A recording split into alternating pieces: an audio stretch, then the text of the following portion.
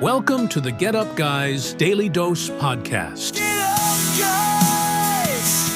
Raise your voices to the skies. Get up, guys. In His name we rise.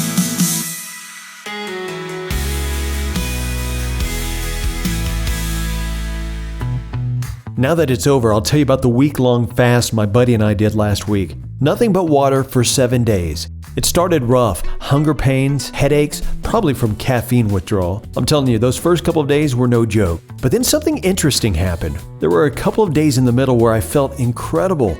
More energy, a kind of mental clarity, even a bit euphoric. Of course, it didn't hurt that I was plugging into God every chance I could. The fast wasn't just about denying my body, it was about tuning my spirit. Now here's the funny part. Toward the end of the week, you know what I found myself doing? Not avoiding thoughts of food, but making a list. I started writing down all the healthy meals I want to eat once the fast was over. No, I'm not a glutton for punishment. It actually gave me something to look forward to, a light at the end of the tunnel. See, what we hunger for, we tend to pursue.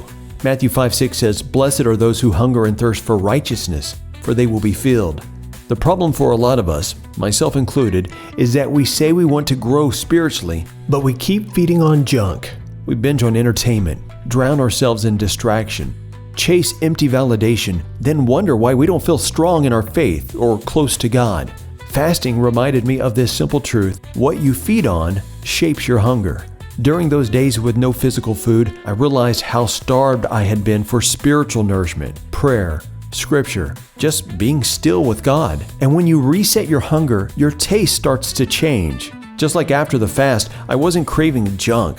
I was craving clean, good food. Spiritually, the same thing happens. The more you feast on the Word, the more you hunger for it. The more you spend time in prayer, the more natural it feels to go there first. So I guess the question is, what are we feeding on? Because if you're feeding on the right things, you'll start hungering for more of the right things. And Jesus promises, you will be filled. Get